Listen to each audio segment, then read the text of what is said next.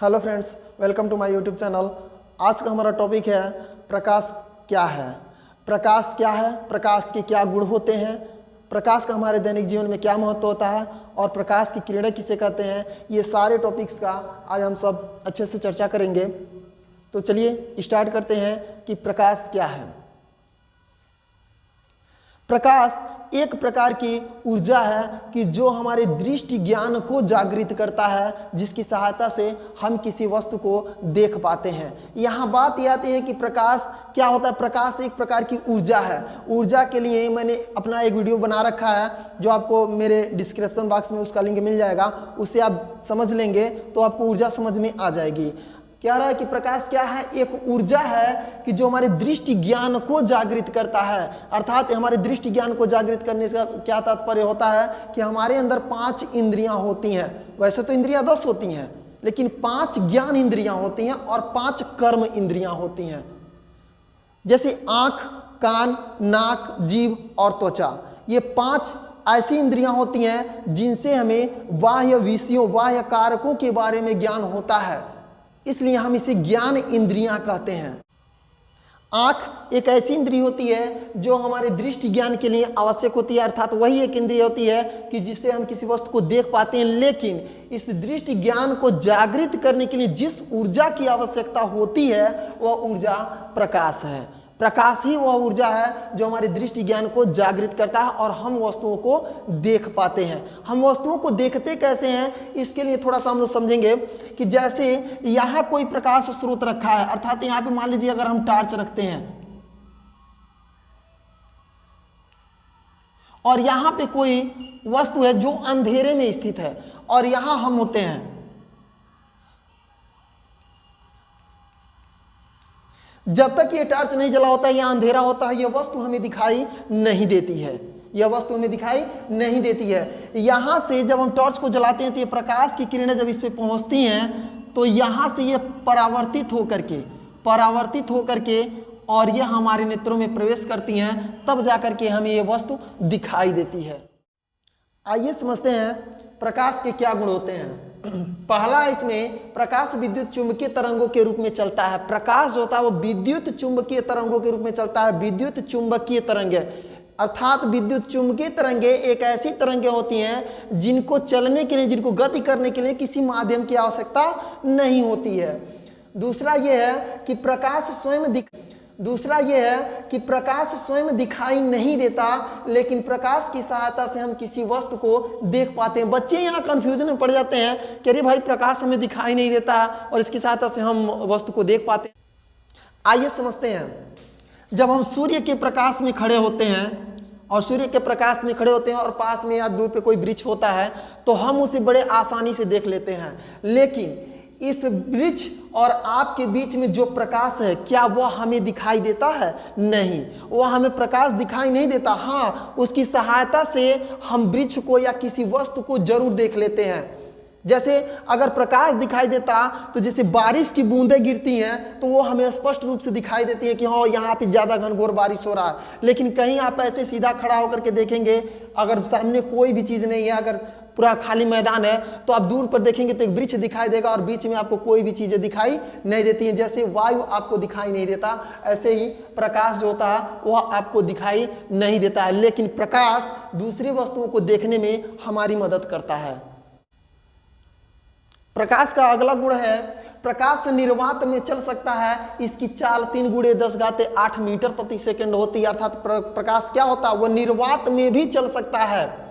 जहां कोई माध्यम न हो वह वहां भी चल सकता है। और इसकी चाल जो होती है निर्वात में या वायु में, वो 3 × 10⁸ मीटर प्रति सेकंड होता है। अब यहाँ पे बात आता है कि प्रकाश निर्वात में चलने का मतलब क्या होता है, तो समझिए। ध्वनि और ऊष्मा ये दोनों ही क्या होते हैं कि ऊर्जा के ही रूप होते हैं। लेकिन ध्वनि के संचरण के लिए माध्यम की आवश्यकता होती है, ऊष्मा के संचरण के लिए माध्यम की आवश्यकता होती है। ध्वनि के संचरण के लिए माध्यम की आवश्यकता क्या होती है, आप इसको समझिए कि जब हम क्या होता है कि अगर अंतरिक्ष में चले जाते हैं तो वहाँ हम जो भी बोलते हैं वह एक दूसरे को सुनाई नहीं देता। क्यों? क्योंकि वहाँ पे कोई माध्यम नहीं है, वहाँ पे वायु नहीं पाई जाती। इसको यहां से समझ सकते हैं कि अगर हम कोई एक छड़ लेते हैं, यहां पे हम क्या करते हैं कि एक छड़ लेते हैं और यहां पे हम इसको गर्म करना शुरू कर देते हैं, यहां पे इसको गर्म करना शुरू कर देते हैं। वह धीरे धीरे गर्म होते होते होते होते होते धीरे धीरे धीरे धीरे धीरे धीरे वह यहां तक पहुंच जाता है, अर्थात ऊष्मा यहां से शुरू होता है और यहां तक पहुंच जाता है। लेकिन कब पहुंचता है? जब यह रॉड लगा होता है इसमें। अगर यह रॉड न रहे तो हमें इतना दूरी पर वह ऊष्मा ऐसे नहीं प्रतीत होगा जैसे इस छड़ के द्वारा छूने पे जो प्रतीत होता है। तो ऊष्मा को चलने के लिए हमें प्रायः इस छड़ की आवश्यकता पड़ी। तो यह क्या है? यह छड़ क्या है? एक माध्यम है। तो ऐसी बहुत सी ऊर्जाएं होती हैं कि जो क्या होती हैं, जिनको चलने के लिए हमें प्रायः माध्यम की आवश्यकता होती है। लेकिन प्रकाश एक ऐसी ऊर्जा है कि जिसको चलने के लिए हमें माध्यम की आवश्यकता नहीं पड़ती है, वह निर्वात में भी गमन कर सकता है। नेक्स्ट क्या है कि प्रकाश पारदर्शी माध्यमों में से गुजर सकता है। प्रकाश जो है वह पारदर्शी माध्यम का मतलब यह हुआ कि ऐसे माध्यम जिसके आर पार देखा जा सके, जैसे स्वच्छ कांच, जल, वायु, ये सभी क्या है? ये पारदर्शी माध्यम होते हैं जिसके हम आर पार आसानी से देख सकते हैं। ये उन माध्यमों में से भी क्या कर सकता है? गुजर सकता है। जैसे एक एग्जांपल के द्वारा हम लोग समझते हैं। मान लीजिए हम एक स्वच्छ कांच को यहां पे रख देते हैं, स्वच्छ कांच को यहां पे रख देते हैं और यहां से हम क्या करते हैं कि ऐसे टॉर्च को जलाते हैं तो इसकी किरणें इस स्वच्छ कांच को पार करके इधर बाहर निकल जाती है।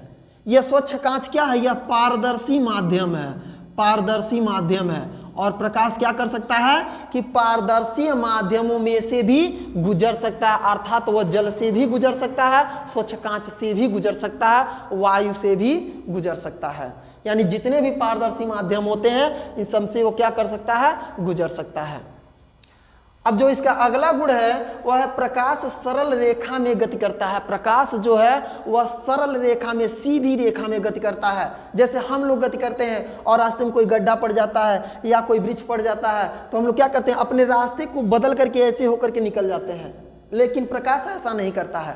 प्रकाश क्या करता है? प्रकाश अपनी सीधी रेखा में गति करता है। अगर उसके सामने कोई अपारदर्शी माध्यम आता है तो वह उसको पार नहीं करता है, वह वहीं तक जाकर के रुक जाता है। जबकि अगर कोई पारदर्शी माध्यम आ जाता है तो उसे भी पार करके गुजर जाता है। जैसे समझिए कि यह पारदर्शी माध्यम में से गुजर जाता है, लेकिन अगर यहाँ पे कोई वृक्ष अगर यहाँ पे कोई वृक्ष है तो ये इसको पार करके नहीं जाएगा। क्यों? क्योंकि यह वृक्ष जो है वह पारदर्शी माध्यम नहीं है, अपारदर्शी माध्यम है। इसका नेक्स्ट क्या है कि दृश्य प्रकाश की तरंग दैर्घ्य 3600 एंगस्ट्रॉम से 7800 एंगस्ट्रॉम तक होती है। इसका मतलब हम लोग समझते हैं। पहले हम लोग समझते हैं कि दृश्य प्रकाश से क्या तात्पर्य है। दृश्य प्रकाश की वह मात्रा होती है कि जिसमें हम किसी वस्तु को देख पाते हैं। दृश्य प्रकाश की वह मात्रा होती है कि जिसमें हम किसी वस्तु को देख पाते हैं। जैसे थोड़ा सा समझ लें हम लोग कि अगर हम लोग क्या करते हैं कि हम लोग अगर यहाँ पे क्या होता है कि सूर्य निकला हुआ है, सूर्य के प्रकाश में हम लोग खड़े होते हैं और ये हम लोग का घर जो होता है काफ़ी लंबा होता है, ठीक है। यहाँ पर जब हम एक कमरे में जाते हैं, यहाँ से एक कमरे में जाते हैं तो यहाँ प्रकाश की मात्रा अधिक दिखाई देती है, जबकि यहाँ पे जाएंगे तो और कम हो जाएगा। इसके अगले कमरे में जाएंगे और कम दिखाई देता है, और आगे जाएंगे तो और कम दिखाई देता है, अगर प्रकाश आने का कोई दूसरा रास्ता न हो तो।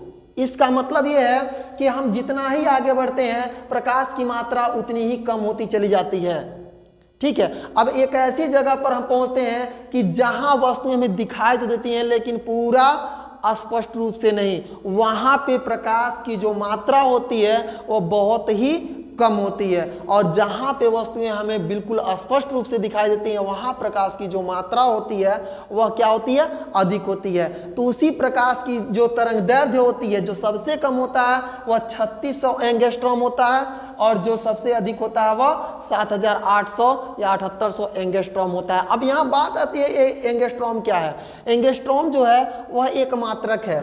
एक एंगस्ट्रॉम जो होता है वह 1 गुणे 10 घाते -10 मीटर के बराबर होता है। एक एंगस्ट्रॉम जो होता है वह 1 गुणे 10 घाते -10 मीटर के बराबर होता है। तो ये थे प्रकाश के गुण। अब हम लोग पढ़ते हैं कि प्रकाश किरण किसे कहते हैं। आइए समझते हैं प्रकाश का किरण। प्रकाश जिस पथ पर गमन करता है वह पथ प्रकाश का किरण कहलाता है।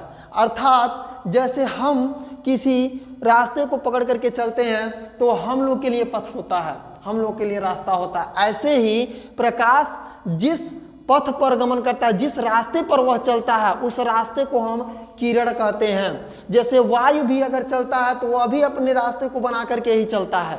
जहां उसके रास्ते में अवरोध उत्पन्न हो जाते हैं वहां से वह अपने रास्ते को बदल लेता है, लेकिन प्रकाश अपने रास्ते को नहीं बदलता।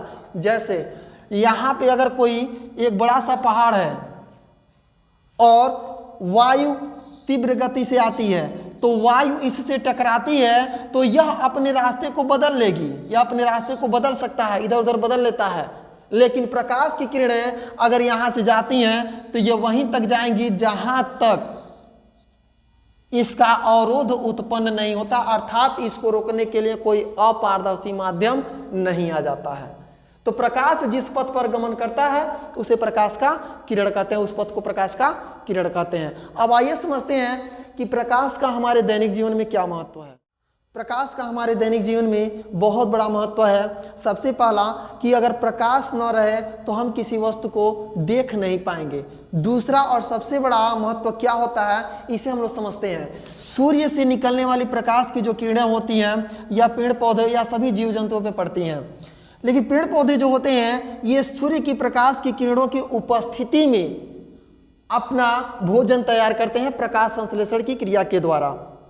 अब इन पेड़ पौधों से शेष जो जानवर होते हैं या मनुष्य होते हैं, ये सभी फल फूल या फिर घास जो भी होता है, इनको सभी क्या होता है भोजन प्राप्त होता है।